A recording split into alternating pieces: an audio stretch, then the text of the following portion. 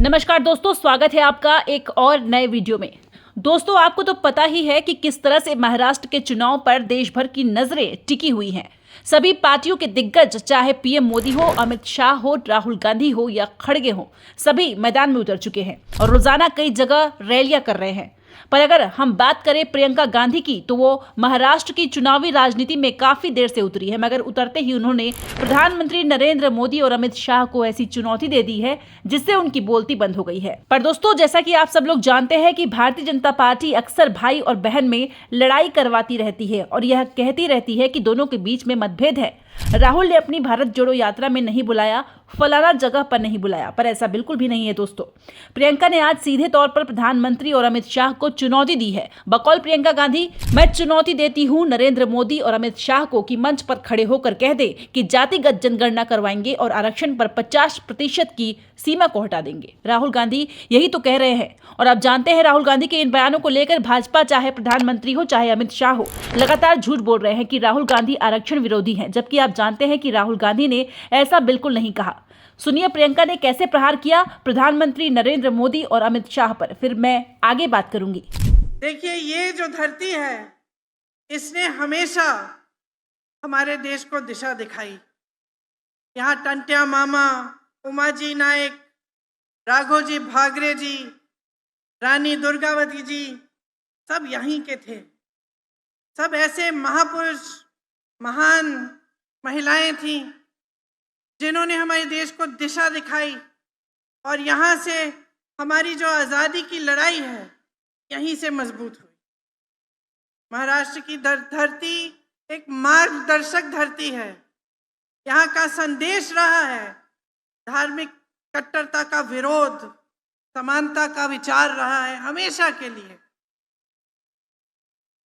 संत तुकाराम जी कहते थे कि जे का रंजले गांजले त्यासी म्हणे जो आपले, तोची साधू ओळखावा देव तेथेची जाणावा। गांव में झाड़ू लगाकर मन की गंदगी साफ करने वाले और प्रेम को जगाने वाले संत गाडगे महाराज जी का भी यही संदेश था कि अंदर झांको, अपना मैल साफ करो, अपने अंदर जो गंदगी है पहले वो साफ करो और सत्य के पथ पर चलो। आज़ादी की लड़ाई में तिलक जी, गोखले जी, काका कालेकर जी, विनोबा भावे जी, भाव साहेब थोराट जी, अन्ना साहेब शिंदे जी, अच्युत पटवर्धन जी, ये सब यहीं से इन्होंने आज़ादी की लड़ाई लड़ी और हमेशा देश को राह दिखाई। आज मैं साईं बाबा जी के मंदिर में गई और मैं सोच रही थी, हम मंदिर में जाते हैं, प्रसाद लेते हैं, मत्था टेकते हैं, चले आते हैं। आजकल बड़े बड़े नेता भी, हम सब जब जाते हैं तो मीडिया भी होती है खूब सारी और सब देखते हैं। लेकिन जब हम उस मंदिर को छोड़ते हैं और अपने घर जाते हैं या अपने काम में लग जाते हैं तो हमारे अंदर क्या रहता है।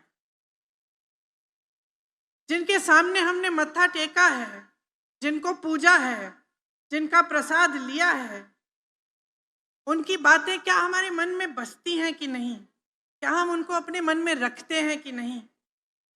और यहाँ आकर साईं बाबा की वो प्रतिमा देखकर एकदम साधारण तरह से वही प्रतिमा, चाहे यहाँ हो, वहाँ पे बैठे हुए जो लोग थे वो बता भी रहे थे कि ये प्रतिमा पूरे देश में एक ही होती है क्योंकि साईं बाबा जी साक्षात थे। और मैं सोच रही थी कि इनकी जो सीख थी समानता की, मानवता की, किसी का दुख है उसमें शामिल हो, उसकी मदद करो, कोई गरीब है उसकी मदद करो, सच्चाई की बात, सत्य की बात, ये आज जो हमारे देश के राजनीतिक मंच हैं, क्या ये बात आज भी उन मंचों पे है? क्या हमारे दिलों में है? क्या मैं चुनावी सभा में इसकी चर्चा कर सकती हूँ? मैं सोच रही थी कि पिछले 10 सालों में मोदी जी के राज में भाजपा के राज में और यहाँ जो 2.5 सालों से आपकी जो सरकार रही है उसके राज में सच्चाई की अहमियत क्या रह गई है? ऐसे मंचों पर चाहे मंत्री हो, प्रधानमंत्री हो, बड़े बड़े नेता हो, कुछ भी कह देते हैं। उनको ये परवाह नहीं होती कि मैं जो कह रहा हूं, मैं जो जनता के सामने रख रहा हूं, ये सच है कि नहीं है, ये भलाई की बात है कि नहीं है, क्या मैं जनता के जज्बातों के साथ खिलवाड़ कर रहा हूं, राजनीति कर रहा हूं, या जनता की भलाई की बात कर रहा हूं। आज मुझे ताज्जुब होता है कि इसी महाराष्ट्र में, जिस पर हम सबको गौरव है, हमारे पूरे देश को गौरव है, छत्रपति शिवाजी महाराज जी का अपमान हो रहा है, आपका अपमान हो रहा है। वही नेता मोदी जी और उनके साथी, वही नेता जो मंच पे खड़े होते हैं और उनका नाम लेते हैं, उनका सम्मान नहीं करते। साथ साथ पहले प्रधानमंत्री जी ने शिवाजी महाराज की प्रतिमा का शिलान्यास किया, बाद में चुपचाप से बनाना बंद कर दिया। संसद के बाहर जो उनकी प्रतिमा थी वो हटा दी, और जो सिंधुदुर्ग में प्रतिमा बनाई वो तो दह गई, क्योंकि उसको बनाने में ही इतना भ्रष्टाचार था। तो फिर नाम लेने का फायदा क्या है जब आप अपमान करेंगे? मोदी जी बार बार बाला साहेब ठाकरे जी का नाम लेते हैं मेरे भाई के संदर्भ में।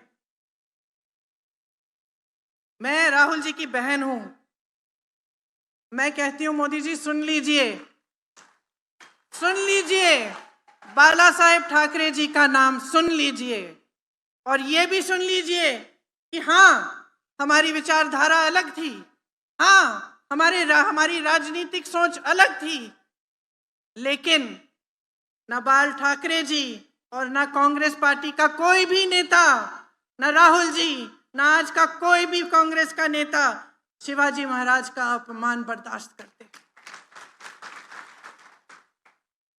और एक मेरी चुनौती भी सुन लीजिए कि जिस तरह से आप चुनौती देते रहते हैं, मैं चुनौती देती हूं मोदी जी को, अमित शाह जी को। मैं चुनौती देती हूं कि मंच पे खड़े होकर कह दें कि वो जाति जनगणना करवाएंगे, मंच पर खड़े होकर कह दें कि आरक्षण का जो 50% की जो सीमा है उसको हटा देंगे।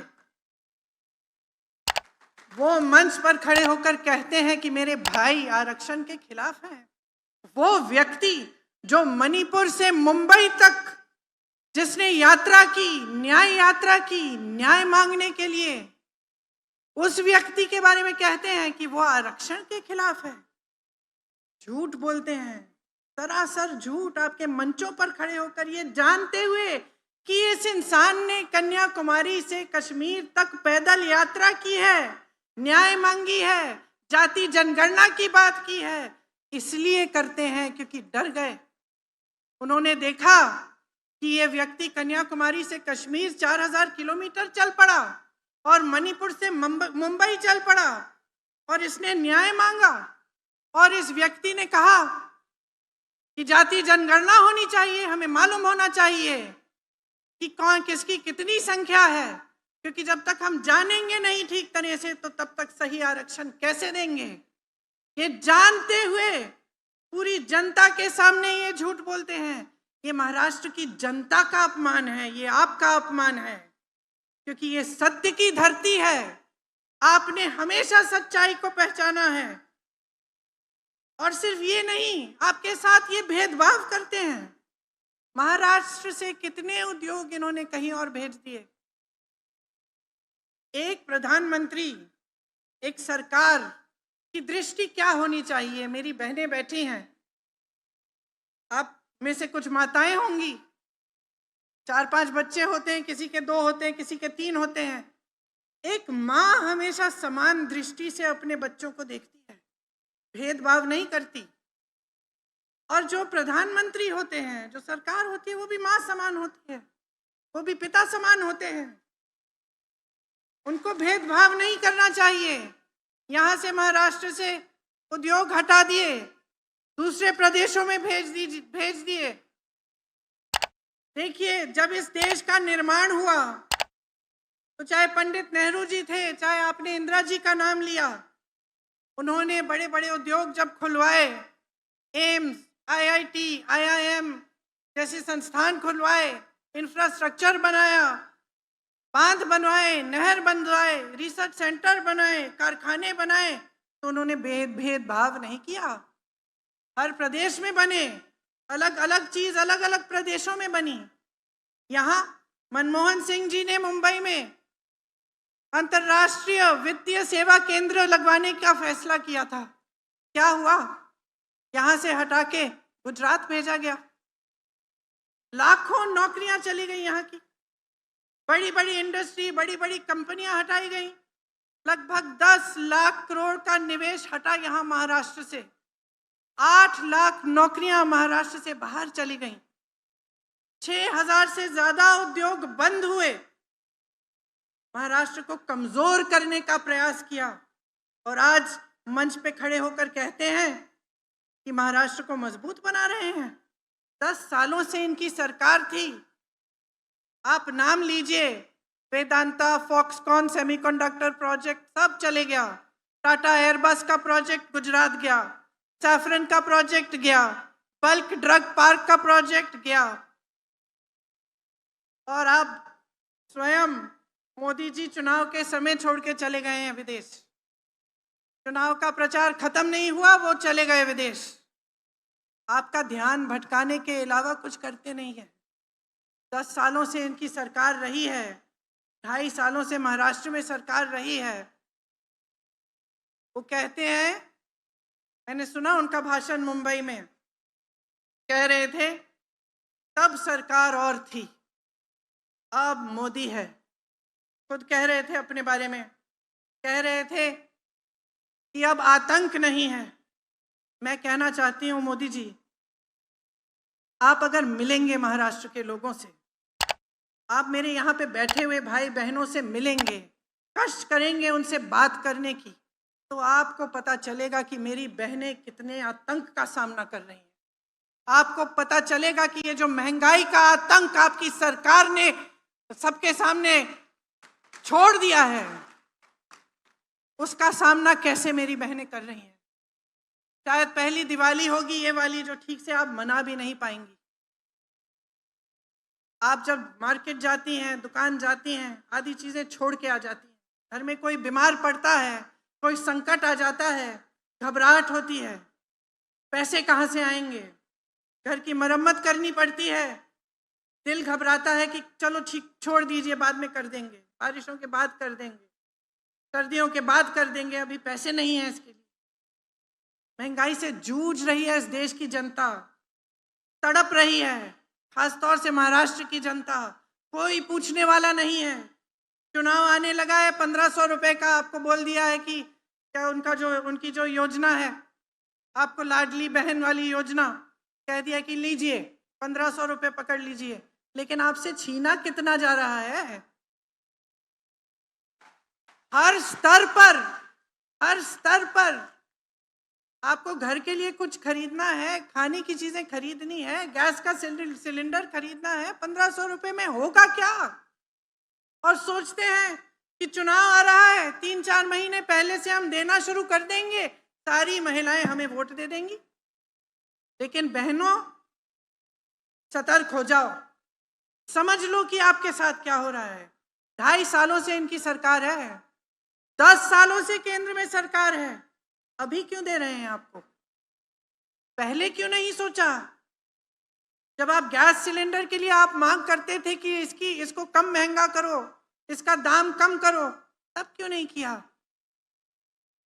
जब आपको त्योहार मनाना होता है और आपके पास पैसे नहीं होते, तो कौन आता है आपके आंसुओं को पोंछने के लिए, आपकी मदद करने के लिए? आप अपने बच्चे को पालते हो, पोसते हो, मेहनत करते हो। मेरी बहनें, मैं जानती हूँ, खेती में भी जाती हो, जॉब भी करती हो, सब कुछ करती हो, फिर भी घर आके मेहनत करती हो, खाना पकाती हो, देखती हो कि सब बच्चे सो गए हैं, सबके पेट में खाना है कि नहीं, कोई बीमार तो नहीं है। बहुत मेहनत करती हो अपने बच्चों को बड़ा करने के लिए। बच्चे बड़े होते हैं, कोई रोजगार की संभावना ही नहीं है। सरकार ने जितने भी माध्यम थे रोजगार बनाने के, सब खत्म कर डाले और फिर मंच पे आकर कहते हैं वो सरकार और थी। आज मोदी है, आज मोदी है इसीलिए इतनी महंगाई है, इसीलिए यहाँ का किसान तड़प रहा है, इसीलिए 10 सालों से सोयाबीन के दाम बढ़ाए नहीं गए हैं, क्योंकि मोदी जी हैं, खुद कह रहे हैं आज मोदी हैं। मैं पूछना चाहती हूँ इनसे, प्याज का किसान क्या करेगा? आपने उसकी क्या हालत बना दी है। कपास का किसान क्या करेगा? आपने उसको बर्बाद कर डाला है। क्या किया है आपने इन किसानों के लिए? जीएसटी पे जीएसटी थोप दिया, जो भी खरीदना होता है उस पे जीएसटी, ट्रैक्टर पे जीएसटी, खाद नहीं मिलती, सही दाम नहीं मिलता, कपास का नहीं मिलता, सोया का नहीं मिलता। संकट में है किसान आज। आप 10 सालों से प्रधानमंत्री हैं, आपने कुछ नहीं किया। किस मुंह से खड़े होकर आप कह रहे हैं कि आप महाराष्ट्र को आगे बढ़ाएंगे, कि आप देश के किसानों को मजबूत करेंगे? किस मुंह से? हर तरफ से आपने घेरा है, 50 लाख टन का फसल बर्बाद किया। प्याज का पहले निर्यात बैन कर दिया, फिर जब बैन उठाया तो एक्सपोर्ट पे ड्यूटी डाल दी। कपास का आयात करके आपने दाम घटवा दिए। तो हर तरफ से आपने हमला ही किया है किसानों पे। संतरे के निर्यात पे भी ड्यूटी बढ़ा दी। दूध का दाम नहीं मिलता है दूध उत्पादक किसानों को। कांग्रेस के समय में 40 रुपए मिलते थे। हाँ मोदी जी, तब सरकार और थी, आज मोदी जी हैं, आज आप हैं। ये बात आज जनता को अच्छी तरह से समझ में आने लग गई है। देखिए, आज हर तरफ से, चाहे किसान है, चाहे युवा है जो बेरोजगार है, जो पढ़ा लिखा है लेकिन उसको कहीं नौकरी नहीं मिल रही है, कहीं से रोजगार नहीं मिल रहा है, चाहे मेरी बहनें हैं जो महंगाई का आतंक का सामना कर रही हैं, हर तरफ से मोदी जी की जो नीतियां हैं उन्होंने आपको कमजोर करने का काम किया है। 16 लाख करोड़ रुपए इन्होंने बड़े बड़े उद्योगपतियों के माफ किए हैं, कर्ज माफ किए हैं। मैं आपसे पूछना चाहती हूं मेरे किसान भाइयों, आपका कर्ज माफ किया है? क्या कहते हैं जब कांग्रेस पार्टी कहती है कि कर्ज माफ कर दो? क्या कहते हैं? कहते हैं कि पैसा नहीं है। तो अगर पैसा नहीं है तो 16 लाख करोड़ रुपए आपने बड़े बड़े उद्योगपतियों के कैसे माफ कर दिए? इसका जवाब है नहीं उनके पास। कांग्रेस ने जहां जहां कांग्रेस की सरकार है वहां कर्ज माफ करने का काम किया। राजस्थान में, छत्तीसगढ़ में, तेलंगाना में, कर्नाटका में। मोदी जी, तब सरकार और थी, आज आप हैं। सुन लीजिए, जनता देख रही है, जनता पहचान रही है। जो नौजवान हर जगह अपनी नौकरी, अपनी रोजगार ढूंढने के लिए भटक रहे हैं, पढ़े लिखे हैं, आत्मविश्वास खो रहे हैं, घर आते हैं, अपने माँ बाप को देखते हैं, सोचते हैं कि मैं इनके लिए कुछ नहीं कर पा रहा हूं। इनको जवाब कौन देगा? आपको जवाब देना पड़ेगा।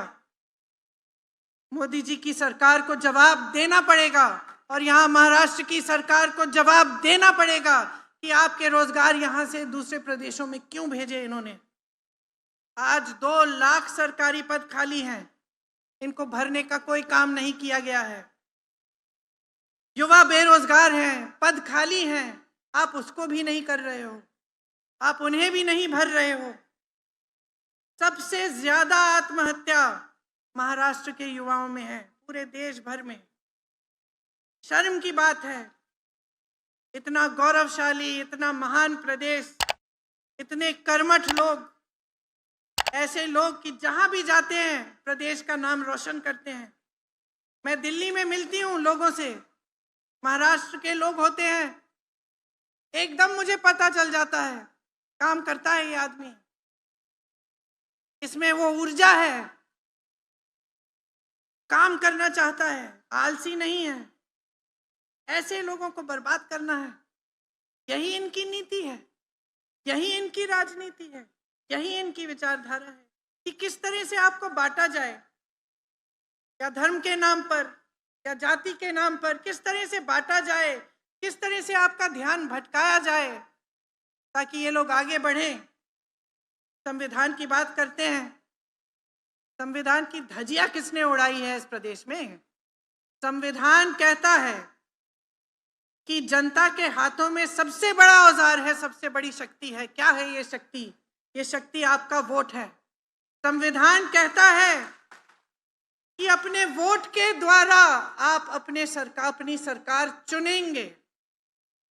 यहां क्या हुआ? आपने सरकार चुनी ना पिछले चुनाव में। फिर क्या हुआ? पैसों के बल पर, घूस देकर, डराकर, धमकाकर, एजेंसियां लगवाकर ये सरकार चोरी हुई। किसने की ये चोरी? किसने किया ये विश्वासघात? किसके साथ? महाराष्ट्र की जनता के साथ। ये मोदी जी ने किया, ये मोदी जी के नेताओं ने किया, ये भाजपा ने किया। ये आपकी बनी बनाई सरकार इन्होंने तोड़ी, और किस तरह से, भ्रष्ट तरह से तोड़ी। संविधान की बात कैसे कर सकते हैं? इस संविधान में लिखा है कि जो जनता चाहती है वही होना चाहिए। कहाँ लिखा है इस संविधान में कि जनता एक सरकार को चुनेगी और आप चोरी चोरी से पैसे देकर, डराकर, धमकाकर उस सरकार को ही बदल डालेंगे? कहाँ लिखा है? और मैं आपसे पूछना चाहती हूँ, आप जनता हो इस महान प्रदेश की, आपको सब कुछ दिख रहा है। आपको दिख रहा है कि सरकार एक चुनते हैं, आप कुछ दिनों बाद बदल जाती है। विधायकों को ऐसे पकड़ के ले जाते हैं, कहीं पे छुपा के रखते हैं दिनों के लिए, घूस दे देकर। और सब जगह पत्रकार भी लिख रहे हैं कि 100 करोड़, 500 करोड़, 600 करोड़। ये किसके पैसे हैं? कहां से आए ये सारे करोड़ों रुपए? ये क्या वो तो नहीं है जो आपके विकास के लिए जाने चाहिए, जो आपसे चोरी किए जा रहे हैं? और आपकी सरकारें अब ऐसे बनेंगी? तो फिर आपके पूर्वज लड़े क्यों आजादी के लिए? हमारे पूर्वज लड़े क्यों इस देश के लिए?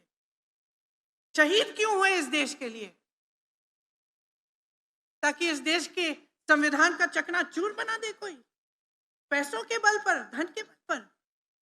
तो सोचिए, सब आपकी आंखों के सामने हो रहा है।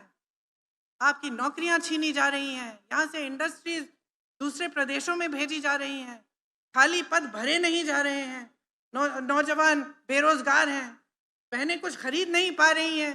चाहे कितने भी लोग एक परिवार में काम कर रहे हों, चाहे कितने भी कोई मेहनत कर रहा है खेती में, कोई जॉब कर रहा है, कुछ भी कर रहा है, फिर भी पैसे काफी नहीं हो रहे हैं क्योंकि महंगाई इतनी बढ़ गई है। किसान की कमर तोड़ी जा रही है। और राजनीति कैसी हो रही है? पैसों की, झूठों की। तो मैं आपसे पूछना चाहती हूं, इसको ठीक कौन करेगा? कौन करेगा? आप करिए। ये जो वोट आपको दिया गया है, ये ऐसा हथियार है, इसमें ऐसी शक्ति दी गई है संविधान के द्वारा कि आप कुछ भी कर सकते हैं। आपने, गोगरे जी ने कहा, मैं किसान की बेटी हूं। जब किसान ठान लेता है तो कुछ भी कर सकता है। सही कहा है। इस देश को आजादी किसने दिलवाई? इस देश के किसानों ने दिलवाई। इस देश की को आजादी आप सब ने दिलवाई, आपके पूर्वजों ने दिलवाई। आज वो आजादी खतरे में है, वो संविधान खतरे में है जिसके लिए हम लड़े। ये कुछ भी कह दें, डर गए हैं ना पिछले चुनाव को देखकर, इसलिए सब अब संविधान कह रहे हैं, सब अब कह रहे हैं आरक्षण की बात कर रहे हैं, क्योंकि डर गए हैं। लेकिन इनकी असलियत नहीं है ये, इनकी असलियत छिपी हुई है अंदर। आप देख सकते हैं इस असलियत को। पिछले चुनाव में इनके नेता कह रहे थे हम संविधान को बदल डालेंगे, आज संविधान की बात कर रहे हैं। 2.5 सालों से सरकार रही है इनकी, आपके लिए कुछ नहीं किया। अब स्कीम किस पे स्कीम निकाल रहे हैं पिछले 4 महीनों में। ये गलत तरह की राजनीति है, गलत तरह की विचारधारा है। ये देश एक लोकतंत्र है। संविधान हमारे देश की जनता ने बनाया है, कोई इसे नहीं तोड़ सकता, कोई इसे बदल नहीं सकता बगैर आपके इजाजत की। तो मैं आपसे ये कहने आई हूं, इजाजत मत दो, ऐसी राजनीति को मत लाओ दोबारा अपने प्रदेश में, जो आपका इस्तेमाल करे, जो आपके बीच में फूट फैलाने की कोशिश करे, और जब समय आता है तो आपके प्रति जवाबदेह भी ना बने। जितने भी नेता इस मंच पे बैठे हैं, जितने भी नेता आपके सामने आते हैं, चाहे किसी भी पार्टी के हों, चाहे कितना बड़ा नेता हो, देश का प्रधानमंत्री हो, आपने मंच पे बिठाया है, आपने वोट देकर मंच पे बिठाया है। सत्ता हमारी नहीं है, आपकी है। पहचानिए इस सत्ता को। इस प्रदेश के किसानों को मजबूत बनाना है, इस प्रदेश की बहनों को मजबूत बनाना है, इस प्रदेश के युवाओं को आगे बढ़ाना है, उनको एक मजबूत आगे का भविष्य देना है। और ये भविष्य आप अपने लिए खुद बना सकते हैं।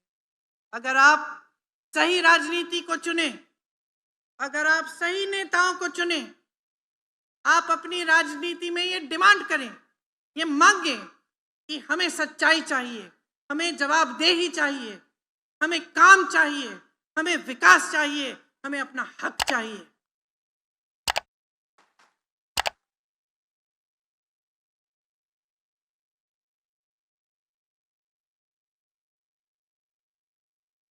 तो जब चुनाव में नेता आते हैं, भाषण देते हैं, ध्यान से सुनिए क्या कह रहे हैं, ध्यान से सुनिए, लेकिन साथ साथ उनकी कार्यशैली भी देखिए, समझिए।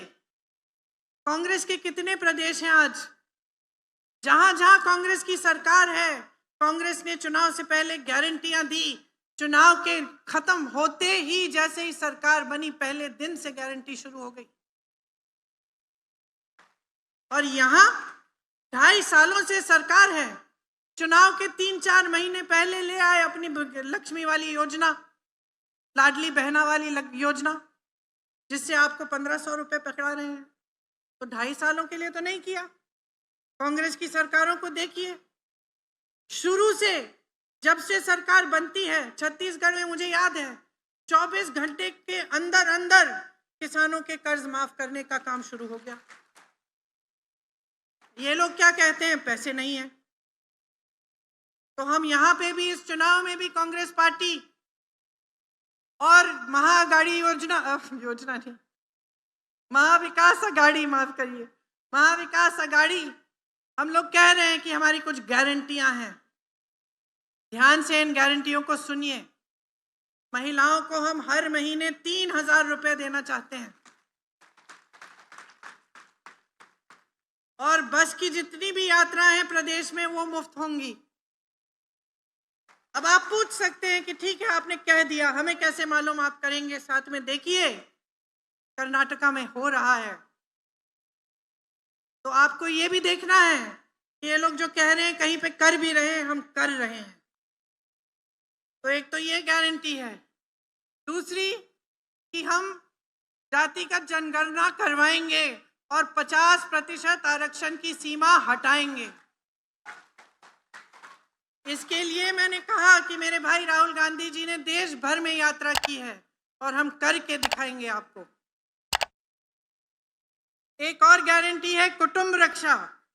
इसमें 25 लाख का स्वास्थ्य बीमा आपको मिलेगा। देखिए, ये राजस्थान में हमने किया था, और मुझे इतनी खुशी हुई थी उस समय जब मैं राजस्थान गई थी। मैं ऐसे लोगों से मिली जिनका पूरा हार्ट का ऑपरेशन, कैंसर का पूरा इलाज सारा सरकार ने कराया इन 25 लाख रुपयों में, और उनको कुछ नहीं देना पड़ा। सिर्फ जो रजिस्ट्रेशन का एक फॉर्म होता है, 100-200 रुपए उसके भरने के पैसे दिए, सब मुफ्त हुआ। और हम यहाँ भी, आपके प्रदेश में भी ये करना चाहते हैं। तो ये हमारी तीसरी गारंटी है। किसानों के लिए 3 लाख रुपए तक कर्ज माफ होगा, और जो नियमित कर्ज चुकाने पर 50,000 रुपए का प्रोत्साहन भी मिलेगा। सोयाबीन के लिए जो एमएसपी है वो हम 7,000 रुपए प्रति क्विंटल हम देंगे।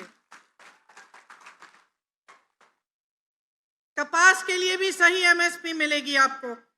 प्याज के लिए जो उचित दाम तय करने के लिए हम एक कमेटी बनाएंगे ताकि आपको कमेटी चर्चा करेगी और आपको उचित दाम मिलेगा। युवाओं को हमारा वचन है, हमारी गारंटी है कि 2.5 लाख जो खाली पद हैं उनको हम सरकार बनते ही हम भरने का काम करेंगे और बेरोजगारी का हम 4,000 रुपए का भत्ता दिलवाएंगे। मैं जानती हूं कि यहाँ शिरडी में भी आपके कई मुद्दे हैं। आप सब मुझे बता रहे थे कि यहाँ आतंक बहुत है।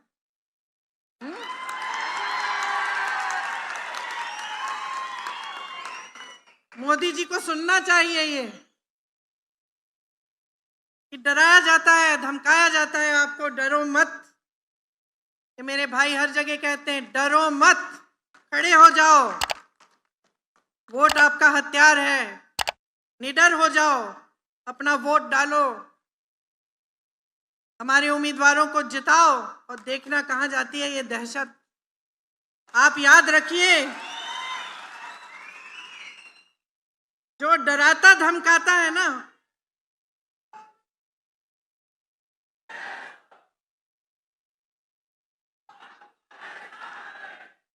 जो डराता धमकाता है ना वो सबसे बड़ा डरपोक होता है। ये बात बच्चा बच्चा जानता है। पाठशालाओं में बच्चे जानते हैं कि भाई एक दिन हमने ऐसे कर दिया ना तो भाग जाएगा वो डराने धमकाने वाला। तो मैं कह रही हूँ बहनों, कर दो ऐसे, खड़े हो जाओ।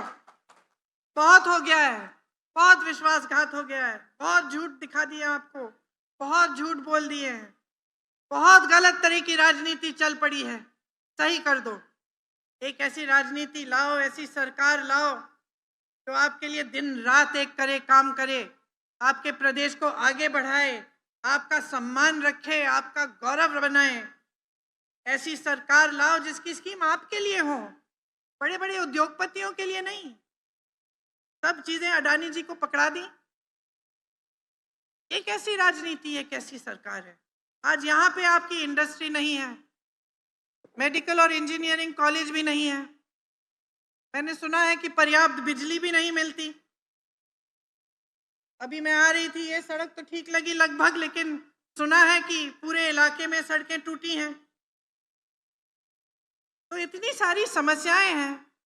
यहाँ पे दुनिया भर के लोग आते हैं, तीर्थ स्थान है इतना बड़ा, इसको हम मजबूत बनाएं, आपकी सड़कें ठीक करें, आपको पानी दिलवाएं कि किलोमीटर पे किलोमीटर मेरी बहनों को पानी लेने के लिए ना चलना पड़े। तो ये कर्तव्य होता है सरकार का और हम नेताओं का कर्तव्य होता है। हम इस कर्तव्य को निभाना चाहते हैं, मौका दीजिए और इस बार ऐसा बहुमत दीजिए कि कोई सरकार को चुरा ना पाए। हमारे जितने भी यहाँ के उम्मीदवार हैं, आइए, बाला साहेब थोराट जी, प्रभावती गोगरे जी, संदीप वारपे जी, आ जाइए, इधर आ जाइए, हेमंत ओगले जी, हमारे महाविकास अघाड़ी के प्रत्याशी, इनको भारी से भारी बहुमत से जिताइए। इस बार ये जीत आपकी जीत होगी, ये जीत महाराष्ट्र की जीत होगी। मेरी बहनों, ये जीत आपकी जीत होगी।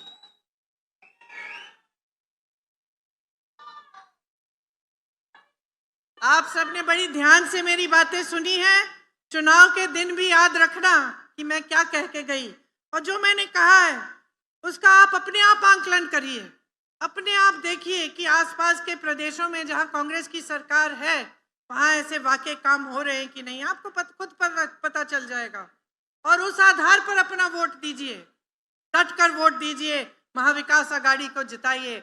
जय हिंद। दोस्तों, आपने देखा कि कैसे प्रियंका गांधी खुले मंच पर प्रधानमंत्री नरेंद्र मोदी और अमित शाह को ऐसे चुनौती दे रही है। तो इस चुनावी माहौल में सभी पार्टियां एक दूसरे के ऊपर तंज कसने में कोई कसर नहीं छोड़ रही है। रही बात चुनाव के नतीजे की, दोस्तों, तो यह तो आने वाला समय ही बताएगा, लेकिन हम आपसे पूछना चाहते हैं कि आपको क्या लगता है कि आने वाले नतीजे क्या होंगे? आखिर कौन संभालेगा महाराष्ट्र की सियासत और किसको खानी पड़ेगी मुंह की? खैर, जो भी है दोस्तों, आपका क्या मानना है? आपकी राय कमेंट बॉक्स में जरूर दें। वीडियो को लाइक और शेयर करें। चैनल में पहली बार आए हैं तो सब्सक्राइब जरूर करें। धन्यवाद।